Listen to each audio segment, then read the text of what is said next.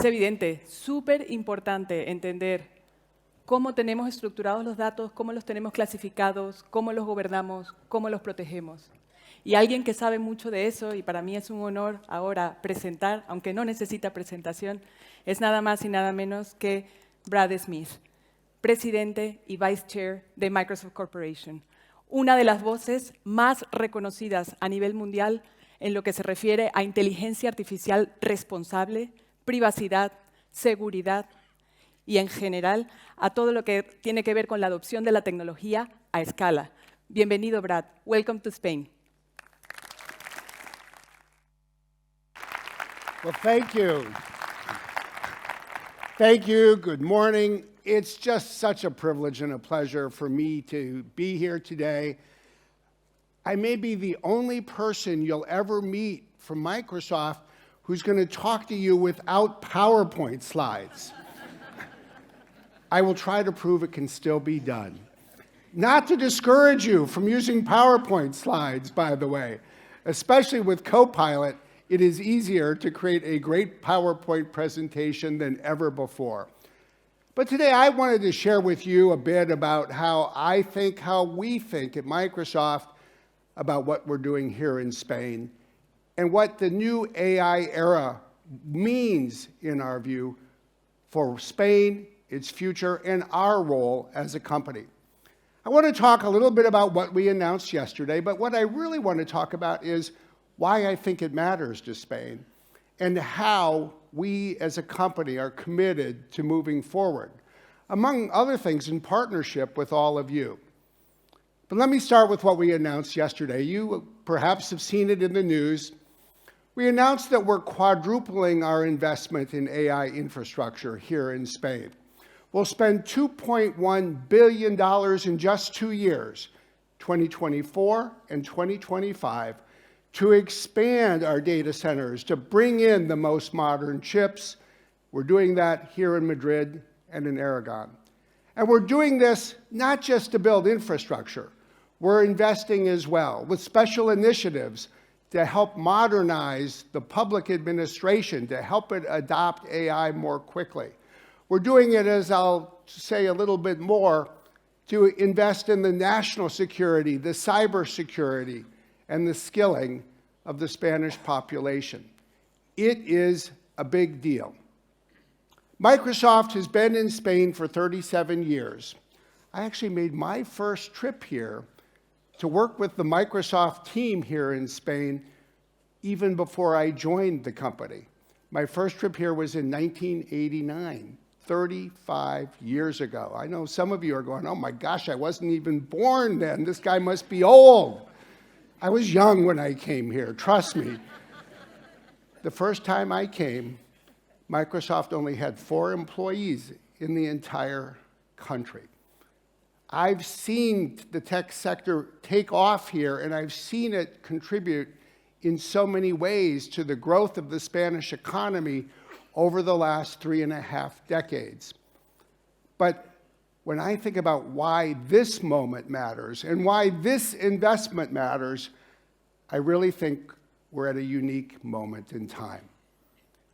We've lived for all of our lives in a time of constantly changing technology. And those of us in the tech sector can think back to critical moments. There was the moment when the world saw the promise of mobile computing.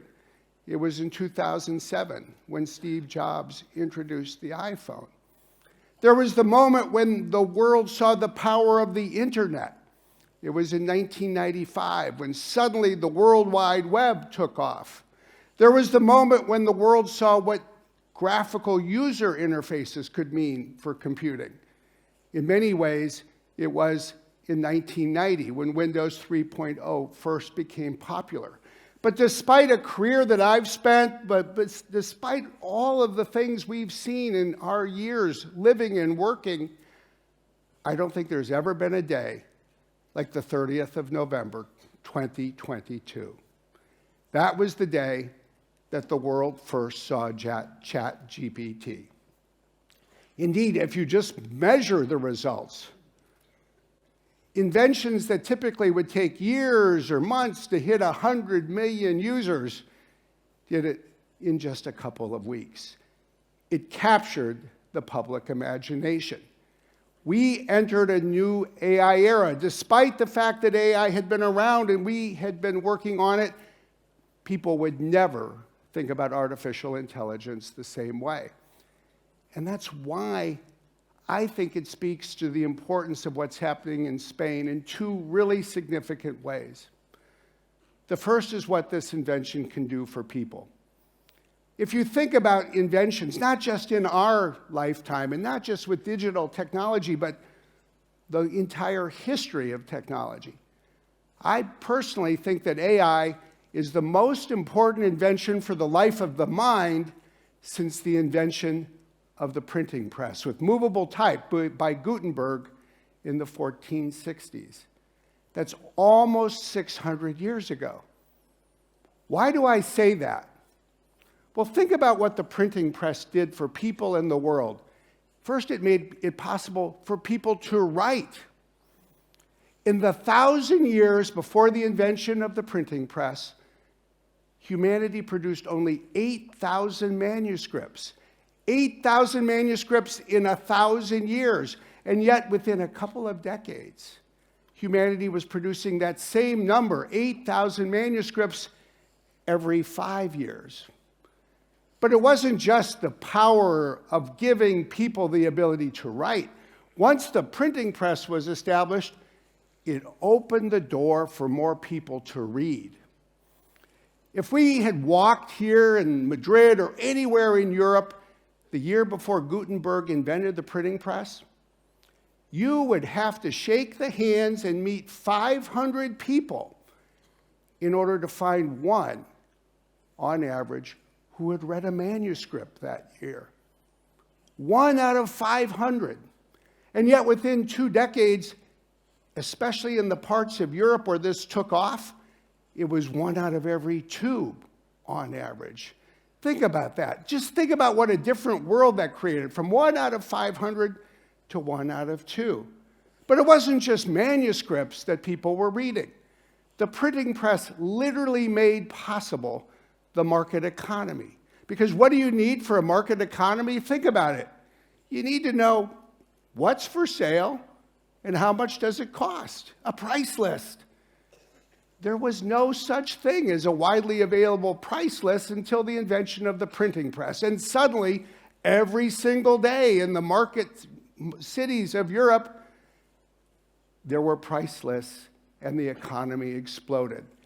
Everything changed. And when you think about the demo that you just saw, when you think about what it means to harness the power of AI, in so many ways, it too really is a new assistant to help people think, to help them create ideas, to help people write, to help people summarize, to help people read. And the way to think about it, I think so fundamentally, is to think about it using the word we decided to choose to call it. It's a co-pilot. We had this fascinating debate inside Microsoft. There were about 7 or 8 of us about a year ago, just before the new version of Bing launched. What would we call this? There were 2 choices. One was, let's call it an answer engine, because it's no longer a search engine. It now gives you answers. And first we thought, oh, that's a pretty good idea. I was like, oh, I like answer engine. It was Satya Nadella, our CEO, who said, no, it's a co-pilot. It doesn't have all the answers. It never will. But it is a tool that can help everyone do almost whatever they want and need to do better than before. We don't want people to stop thinking. We don't want people to stop using their judgment. We want people to use it to get better. Better in their careers, better in their lives, better for their companies, better for whatever organization they happen to work for. That is part of why it matters so much. But it's not the only reason. To think about the other reason this matters so much is to think about the future of Spain.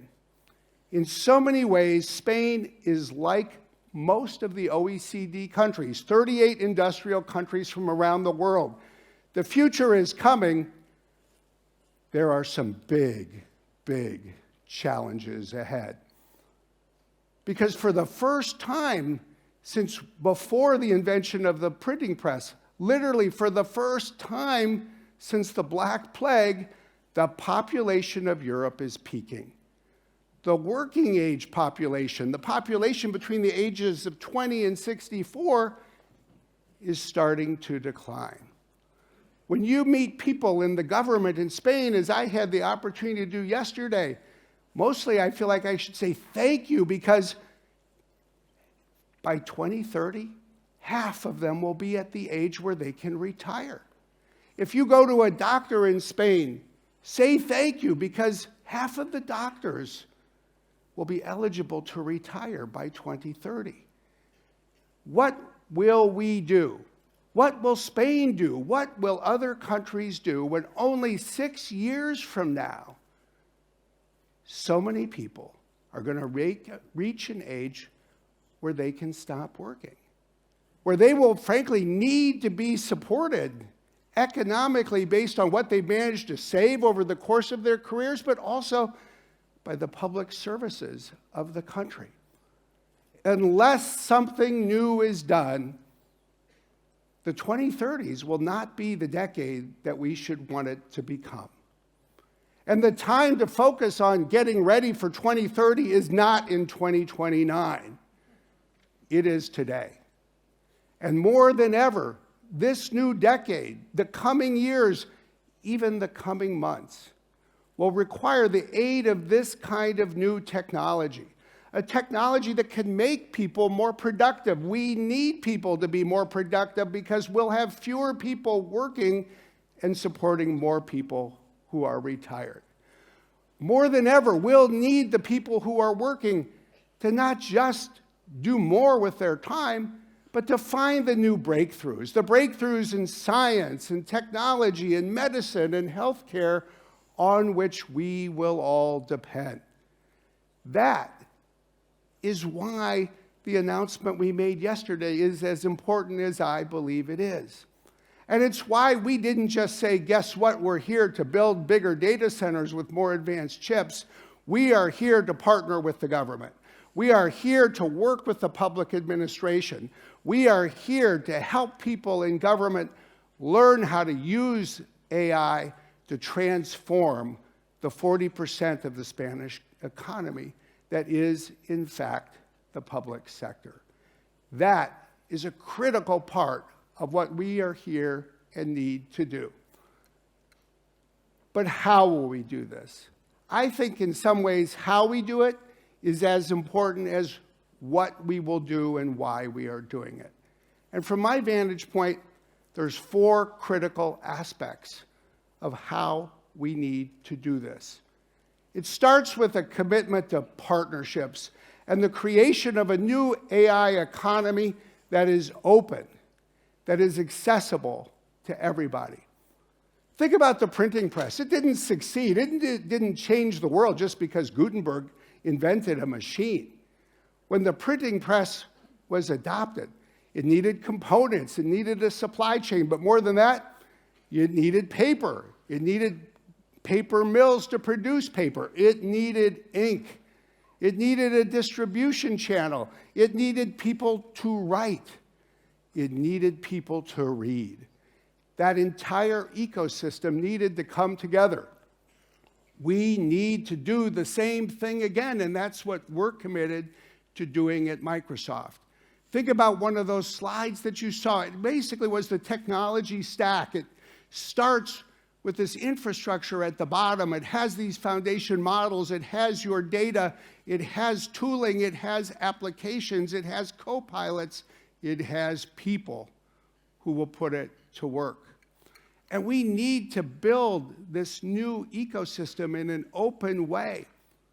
We need to do it with you to reach the people who can put this technology to work, to enable the people in Spain who want to create their own models, whether it's a proprietary or open source model, to be able to do it on our infrastructure.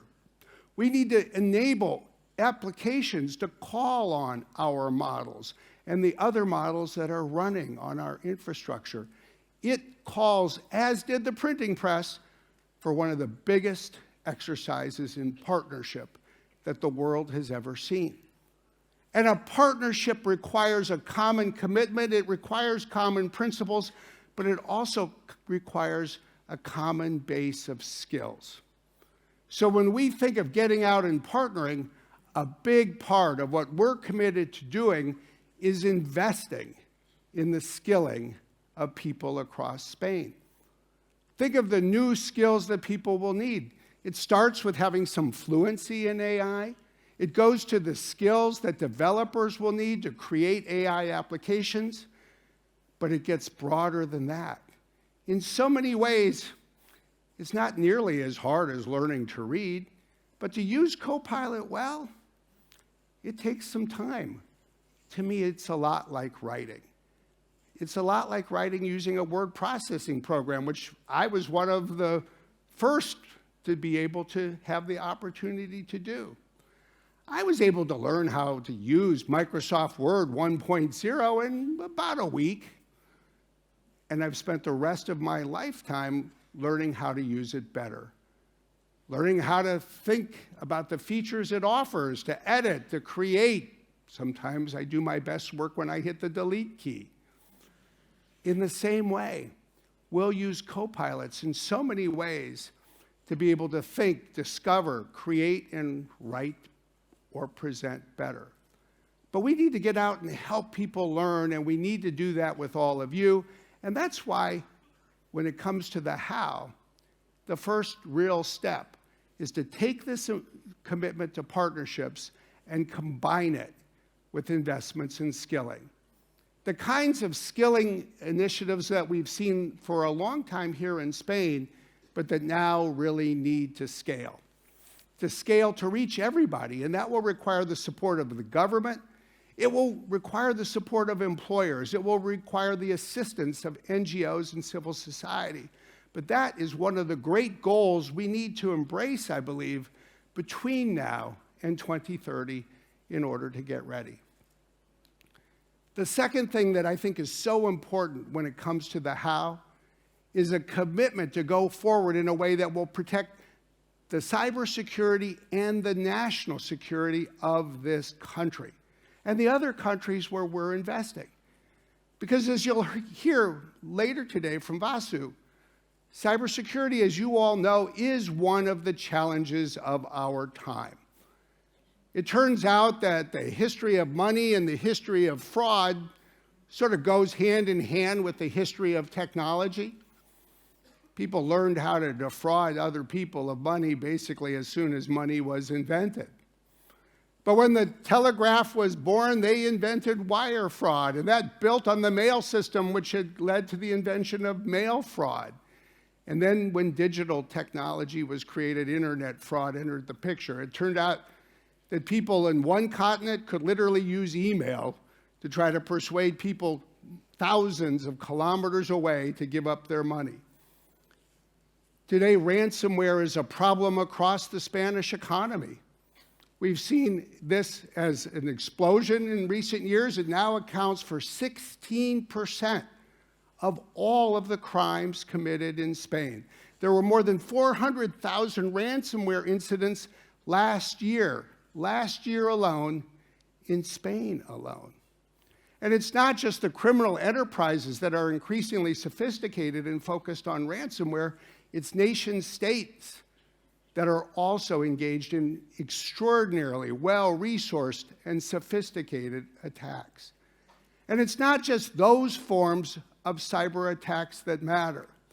More and more, we're seeing determined nation states, especially Russia, use the power of technology to bring disinformation campaigns into a new era, what we call cyber influence operations. We see them seeking to disrupt elections by putting out disinformation, as they did recently in Slovakia. We see them targeting populations in a place like Ukraine or across Europe to try to sow division and undermine support for the defense of the Ukrainian people.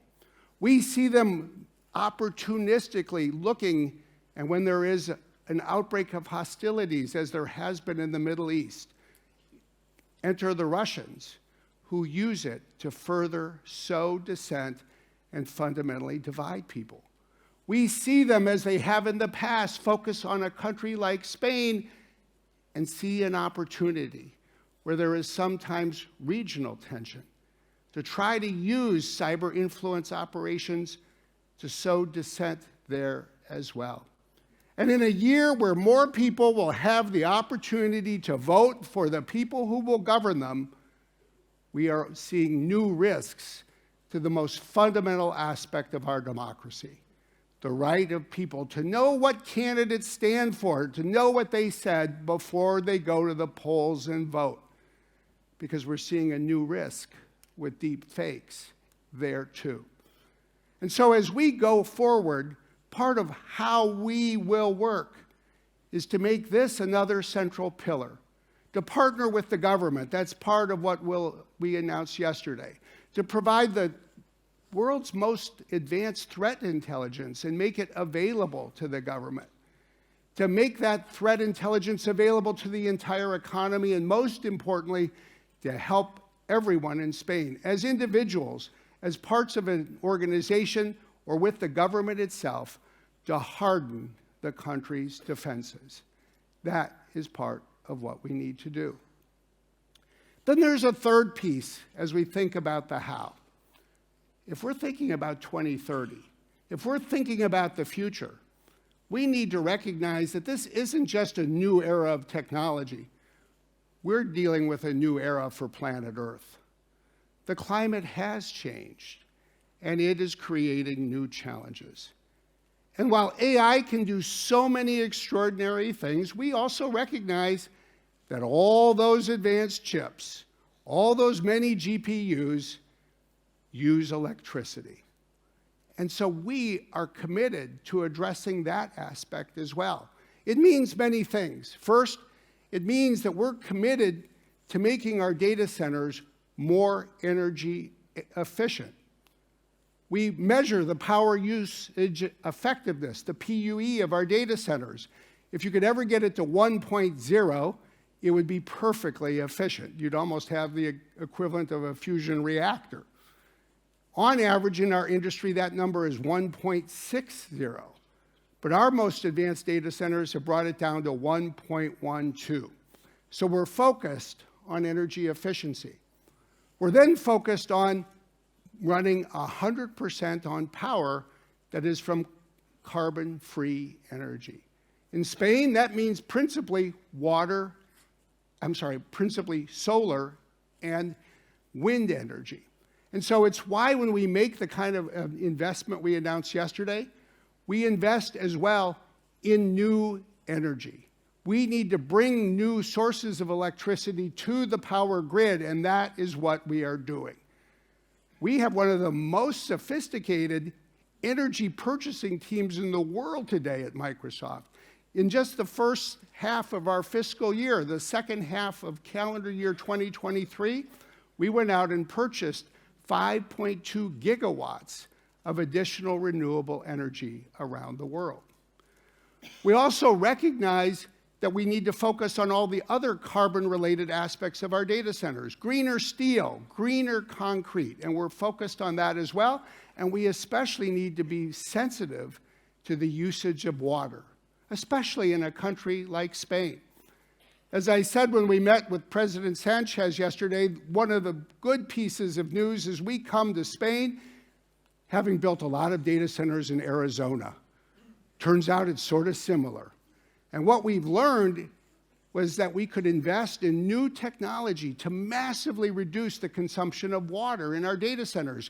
We've perfected the technology to the point today that as long as the temperature is below 29.4 degrees centigrade, we don't need to consume any water at all to cool our data centers. We can do it entirely by tapping into the outside air.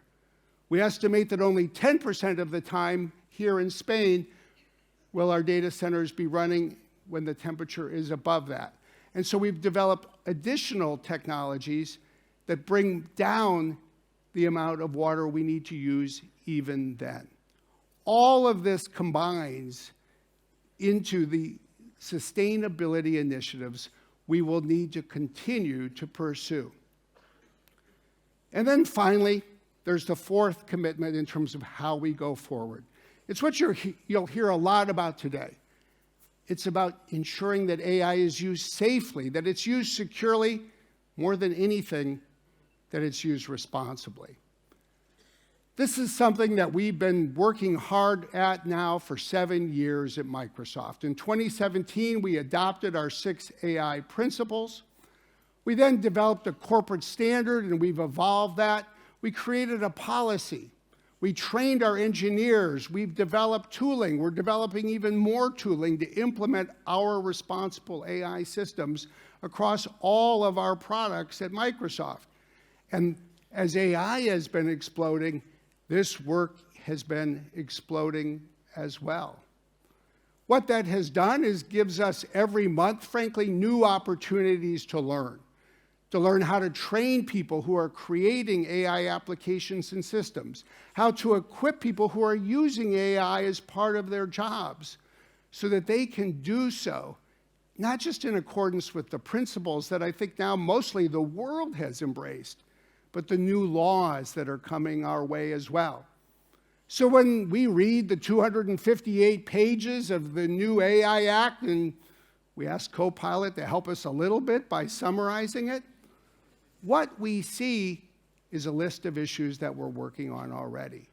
When we see the requirements for new foundation models, large language models, small language models, new video models, we see that we're already at work on the kinds of red teaming and testing and mitigation and safety architecture that the law will require. What does that mean? Fundamentally, I think it means for all of you and for all of us together, 2 things.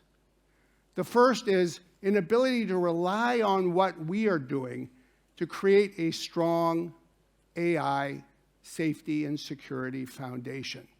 To have confidence that our services at the infrastructure level, at the model level, at the applications level with all of our copilots are going to be designed and run in a manner that complies with the law. But it means a second thing as well, because fundamentally, this is a shared responsibility. As everyone is quickly discovering, every organization that creates an AI application, whether it's the new version of a customized in-house application, or whether it's a new startup or existing technology company that has its own applications, will want to use AI, will need to use AI, and must use AI in a responsible and legally compliant way. And when employees are using these tools, they'll need to understand how to use them responsibly as well. That's why part of what we're announcing this week is a new set of responsible AI centers. We are committed to getting out, to sharing our best practices, to evolving them together, to training people and working with you, because so many of you will play indispensable roles, not just in helping organizations and individuals in Spain adopt AI, create AI applications, but fundamentally to do so in a responsible manner. So when I think about those 4 things, I think about how they fit together. We need to go forward with a spirit of partnership that expands the skill base for everyone. We need to do it in a way that addresses the cyber and national security needs of the country. We need to focus on the future and the future of the planet as well as the nation with this commitment to sustainability.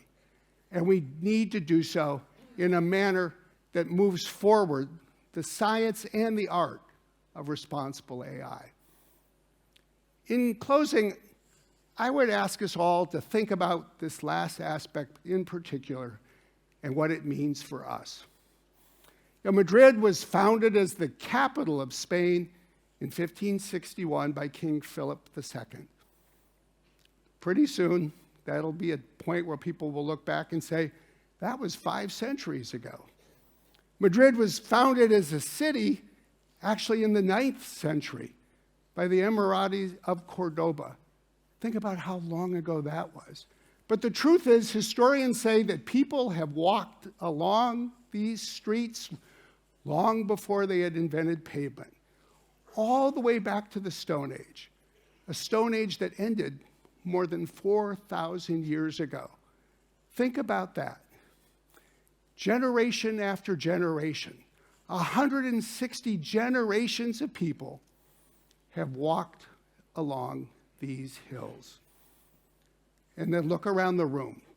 Look at the people who are sitting next to you. Think about the people you came with. Think about the people you'll meet today. Of all of the people who've ever been here, we are the first to work with machines that can think like other people. We are the first generation that will put this new technology to use. We are the people who will decide whether it's used well. If we do our jobs well, it won't stop people who come after us from making mistakes. They'll have to live their own lives up to their own standards. But by gosh, if we fail each other, we fail everybody who comes after us. We cannot afford to fail. We need to be committed to the high standards that everyone who comes after us will hope that we attained. And we need to do so with enthusiasm for what we can do today, with excitement for what we can bring to the organizations we support in the coming weeks and months. And I think we need to do so with a commitment that the future of Spain in the 2030s will be bright, but only if we put the power of AI to work. That is how we think about our role in this country as people who work at Microsoft. Thank you very much.